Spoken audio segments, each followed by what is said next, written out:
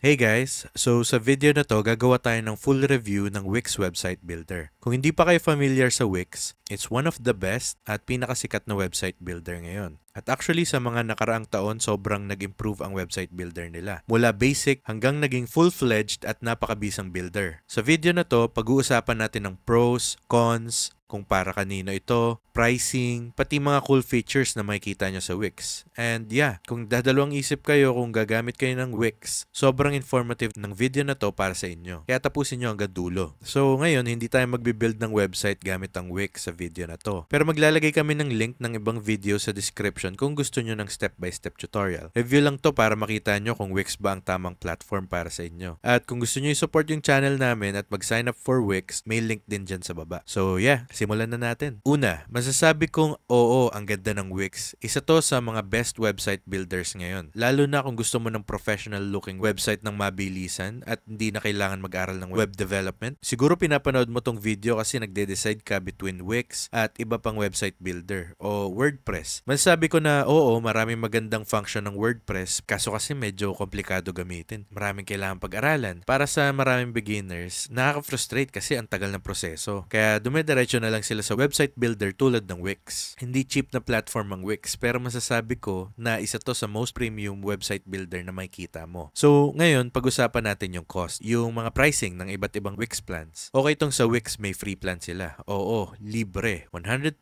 free. Pero syempre, maraming kulang na features, lalo na yung pag-connect ng custom domain sa website mo. May tatlong paid packages ang Wix. Yung una, nagsisimula ng $16 per month, tapos meron silang core package na $27 per month. At sa business packages, nagsisimula sa $32 per month. Siguro para sa karamihan sa inyo na nanonood, pwede na yung light at core plans. If we do the math, nasa $200, $300 to $400 per year. Kesa mag-hire ka ng website developer at dumaan sa buong proseso na yun, kaya mo na mag-isa. Makakatipid ka pa ng malaki. Kung sisimula ka pa lang, okay na okay sa'yo yung light plan. Meron kang 2 collaborators, 2 GB na storage space, at free domain para sa unang taon. Pag nag-move ka sa core plan, dito mas interesting. Pwede kang magkaroon ng 5 collaborators, 50 GB na storage space, may free domain ka pa rin, at may dagdag pa na features tulad ng e-commerce ability. Para sa business plan naman, meron kang 10 collaborators, 100 GB na storage space na halos unlimited na, at upgraded version ng e-commerce platform nila. Kaya kung gusto mong gumawa ng website para magbenta, mas maganda siguro sa iyo ang business plan. Pero kung personal website lang ang gagawin mo, okay na yung light plan. Ngayon, pag-usapan naman natin ang benefits kung bakit maraming taong pumipili at gumagamit ng Wix. Unang-una, sobrang dami nilang templates. Sobrang dami. Mahigit 900 na iba't ibang templates na lahat professional tignan. Ang gawin nyo, gamitin nyo yung link sa baba para ma-check nyo yung mga templates nila. Ang gaganda talaga. Parang custom made. Isa pang maganda, lahat ng templates na to ay included ng libre kapag kumuha ka ng plan. Kahit ano pang business o website na gusto mong gawin, personal website, resume, portfolio, e-commerce store, etc., may template sila para doon. Ang isa pang maganda, bawat template ay may kasamang apps na naka-install. Halimbawa, kung gagawa ka ng store, alam ng Wix na mag-e-commerce ka, kaya automatic nilang i-install ang mga apps na kailangan mo. Lahat ng templates na to ay may desktop version at mobile-friendly version. Optimize na din para sa user experience at speed. Pagdating sa customization ng websites, masasabi ko na solid tong Wix kasi yung website builder nila sobrang daling gamitin. Para lang siyang drag and drop pero hindi mo na kailangan ng coding skills. Sobrang intuitive nito. Kaya kung gusto nyo ng step-by-step tutorial kung paano gumawa ng Wix website, i-click nyo na lang yung isa sa mga video namin dyan sa baba. Promise, sobrang dali lang. After ilang minuto mo lang ito na itry, sure ako kayang-kaya mo na. Kung balak mo rin magbenta online, maganda rin ang e-commerce functionality ng Wix. Sobrang dali gamitin, maganda tignan, at napakadali ng pagbebenta online. Magandang alternative to sa Shopify. Pero kung seryoso ka sa pagbuo ng brand na nakafocus sa pagbebenta online, baka mas okay pa rin yung Shopify. Kasi design talaga siya exclusively para sa online stores. Sobrang cool ng Wix kasi ang dami nilang apps na pwede mong install sa website mo. Marami sa mga apps na to gawa ng third-party developers. Pwede mong install to para madaming madagdag na functionality sa website mo. Ang daming website builders ngayon, pero karamihan nagkukulang sa SEO. Sa WordPress, marami tayong magagawa ginagawa pagdating sa SEO. Pero sa mga website builders, medyo mas mahirap to. Pero sa Wix, masasabi ko nang magaling siya dito. Maganda yung SEO settings section at si Wix automatic na gumagawa ng SEO checklist para sa'yo. Kapag meron ka ng checklist, sundin at gawin nyo yan. Malaking tulong yan sa SEO nyo. Hindi alam ng marami na all-in-one tool ang Wix. Sobrang daming built-in tools na makukuha mo kapag nag-sign up ka ng kahit anong plan. Halimbawa, pwede kang gumawa ng invoice, mag-edit ng videos gamit ang built-in editor, gumawa ng email marketing campaigns, gumawa ng social media post, pwede ka rin mag-setup ng automation. At kung mahilig ka sa analytics, sobrang galing nila dito. Marami silang iba't ibang analytics na pwede mong makita sa dashboard. Kung bago ka lang at gusto mo ng website ng mabilisan, swak talaga tong AI builder nila. Maglagay ka lang ng konting info tungkol sa website mo, pipiliin na nila yung templates, plugins, at lahat ng kailangan mo para mabuo ang base ng website mo. Tungkol naman sa mga cons, ang una sigurong masasabi ko